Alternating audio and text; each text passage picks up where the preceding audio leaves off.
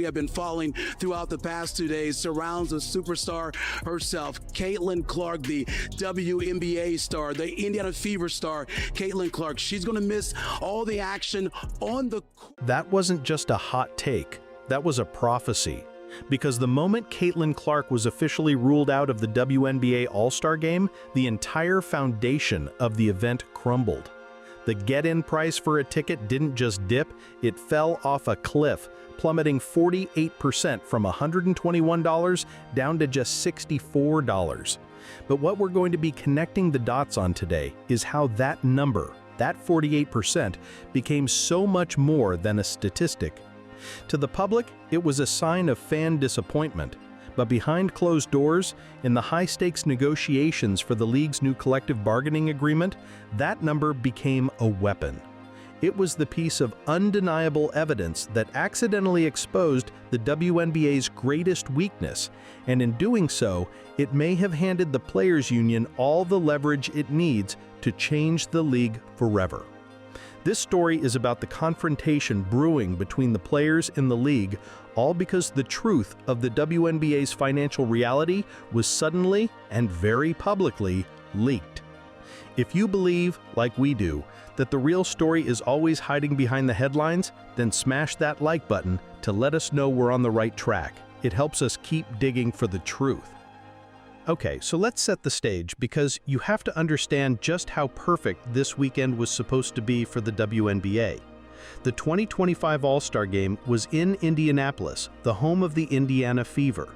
This was meant to be the crowning achievement of the Caitlin Clark era, the league's biggest star on her home court for the marquee event of the season. Corporate sponsors had poured in money, special event packages had sold out, and the marketing machine was in full overdrive, ready to broadcast a message to the world that the WNBA was bigger and better than ever. The script was written. And then, just days before the celebration, that script was torn to shreds. We do start our show, though, with unfortunate news out of the WNBA. Caitlin Clark announced today that she will miss both the three-point contest and the WNBA All-Star Game this upcoming weekend in Indiana after re-aggravating a groin injury in that final minute of Tuesday's win over the Connecticut Sun. Clark had missed 4 games and the Commissioner's Cup final with that groin injury earlier this month, and now will be out for this weekend's festivities, which really stinks for fans, but you know that if there was any way... Just like that, the entire narrative collapsed. This wasn't just any player missing a game. The central pillar of the entire event, the one superstar driving unprecedented ticket sales and viewership, was gone. You could almost feel the energy drain from the city. The carefully constructed showcase was suddenly built on a foundation of sand, and the tide was going out fast. And while the media turned its attention to the surface-level drama of what this meant for the fan experience, a much more significant story was beginning to brew behind the scenes. The league office had a major problem, and the players were paying very close attention. Now, it's easy to get sidetracked here. The media certainly did. The most visible story to come out of that weekend was, of course, Angel Reese's marketing campaign. While Clark was nursing a legitimate injury, Reese and Reebok flooded Indianapolis with billboards and social media posts for her new signature shoe, featuring the now infamous line, "Walk in your trap, take over your trap." It was seen by many as a direct, opportunistic shot at her sidelined rival. Said a negative word about Angel Reese. Caitlin Clark has never said a negative word, or to be honest, when it comes to Caitlin Clark, she did show it by her actions. She didn't need to say, "I'm taking over Chicago."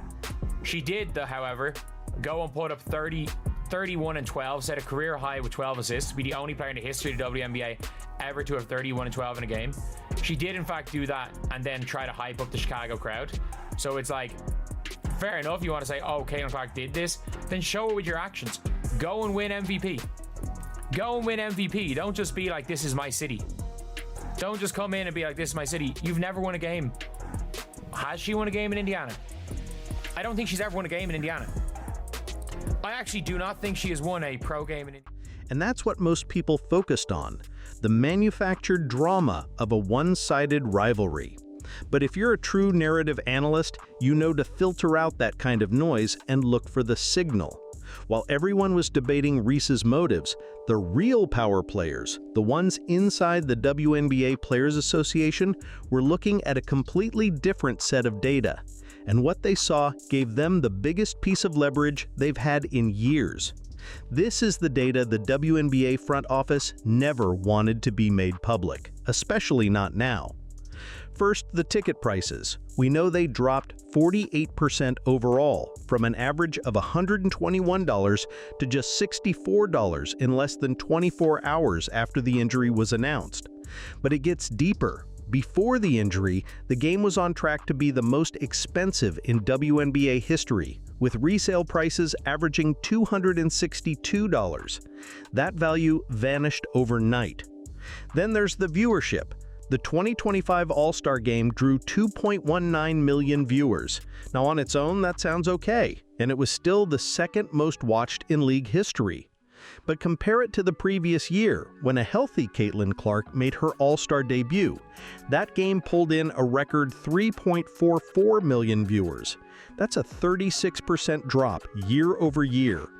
This wasn't a fluke, it's a pattern. When Clark missed a game against Chicago earlier in her career, ticket prices for that game plummeted a staggering 71%. Prices. The demand fell off a cliff. And it's not just the on-court product that suffers without number 22, Caitlin Clark. The entire weekend's economic opportunities have felt the fallout.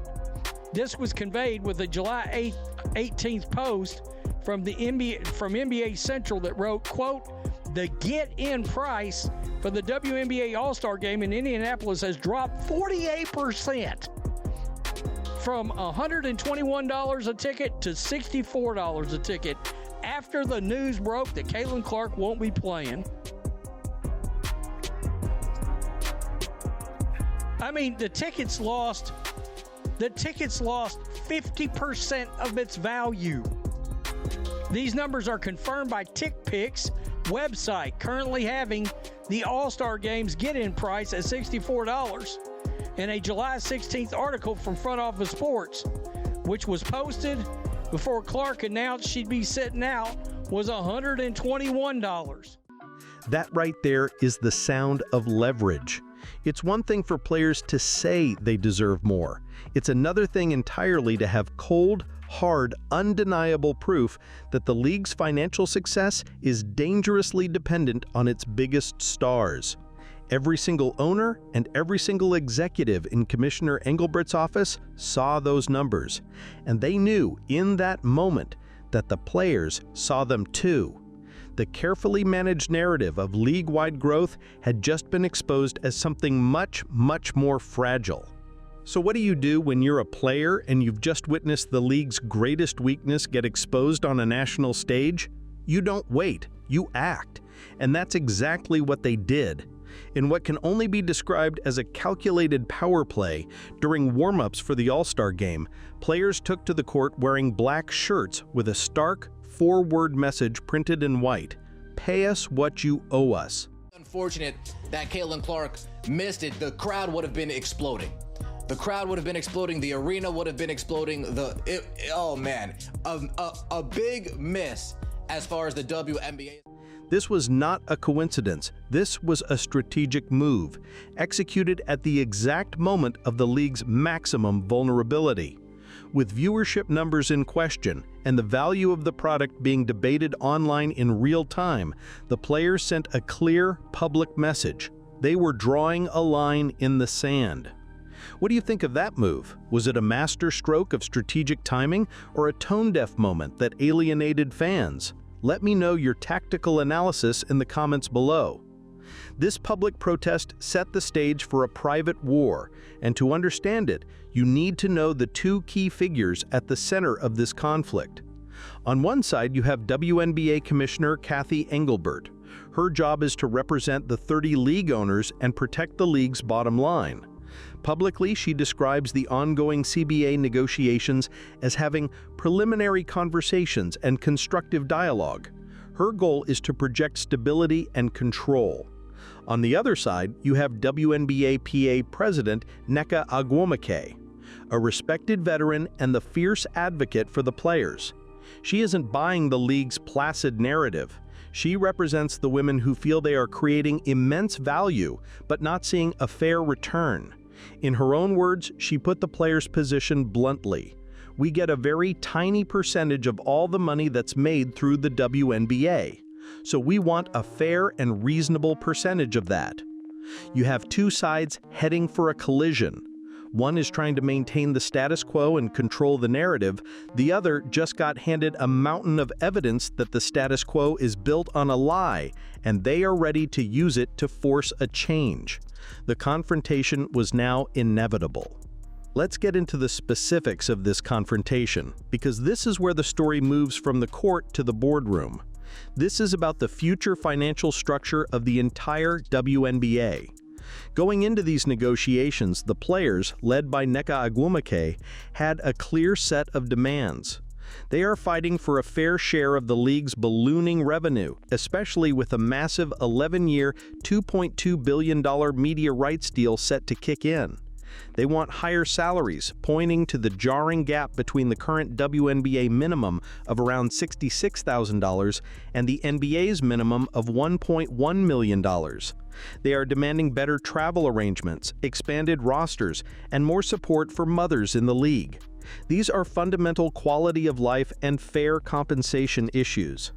Before the All-Star Game, the league's counterargument was predictable. We're growing, but we must be patient and fiscally responsible. They could control the narrative, pointing to slow, steady progress. But after the All-Star weekend, the entire dynamic of that conversation changed. The WNBA PA can now walk into that negotiating room and lay the 48% ticket price drop on the table. The conversation is no longer about hopes and projections, it's about proven value. Ogwumike can now look Engelbert and the owners in the eye and say, your entire business model, your record viewership, your ticket sales, your merchandise, it is all disproportionately driven by a handful of superstars. That weekend proved that without them, the perceived value of your product collapses. So pay us what you owe us isn't a plea, it's an invoice for value already delivered. This is the confrontation. The players are no longer just asking, they are presenting evidence. They are challenging the league's entire financial structure. And when faced with real issues, the players often feel like they get a response that feels less like constructive dialogue and more like this. A bunch of players and coaches over the last few days have complained without being fine-worthy about officiating. I just want to see about your thoughts on if officiating is an issue and how it can be improved. It's clear there seems to be problems or disconnect between what players and coaches feel and what officials are actually. That deal-with-it attitude is precisely what the players are fighting against. But now, they have the data to prove that the league can't just tell them to deal with it anymore. The league needs the stars, more than the stars need the league's current salary structure. This leaves Cathy Engelbert and the owners with a franchise-altering choice. Do they finally agree to a revolutionary deal that pays the players their proven market value? Or do they fight back and risk a conflict that could alienate their biggest stars and halt the league's momentum in its tracks? But just when it seems like the players have an unbreakable grip on these negotiations, we have to connect one last dot, a final piece of the puzzle that complicates everything. The league and Cathy Engelbert might have one card left to play, a potential fracture within the players' union itself. After the Pay Us protest, Las Vegas Aces guard Kelsey Plum, a member of Team Clark for the All-Star Game, made a very pointed comment. When asked about the protest shirts, she said, "Not to tattletale, 0 members of Team Clark were very present for that." Think about the implications of that statement. The camp of the very player whose absence gave the WNBPA all this leverage was noticeably absent from the protest. Does this signal a major division in strategy? Does Caitlin Clark's camp disagree with the WNBPA's aggressive tactics? If the players aren't a unified front, it creates a massive opening for the league to divide and conquer, potentially weakening the union's position at the most critical moment. This isn't just a simple negotiation anymore. It's a multi-layered political chess match. The 2025 All-Star Weekend will be remembered not for the game that was played, but for the economic truth that was revealed. It was an accidental, unfiltered leak of the WNBA's most sensitive secret. Its financial success is dangerously dependent on a single, generational superstar. The 48% collapse in ticket prices wasn't just an embarrassing headline, it was the spark that armed the WNBPA with its most powerful weapon in the high-stakes war for the league's future. This confrontation is no longer just about what the players are asking for, it's about the undeniable value they can now prove they deliver. The very financial foundation of the WNBA is now on the negotiating table, and the outcome will define the league for decades to come. So what's your take on all this? Who do you think holds the real power in this negotiation? Cathy Engelbert and the league owners with their institutional power? Or Nneka Ogwumike and the WNBPA armed with this explosive new data? Let me know your prediction in the comments below. We will be tracking every move in this CBA battle as it unfolds. Make sure you subscribe and turn on notifications because you won't want to miss the next chapter in this story. And finally, if you know other narrative analysts who need to see this breakdown, share this video and bring them into the investigation.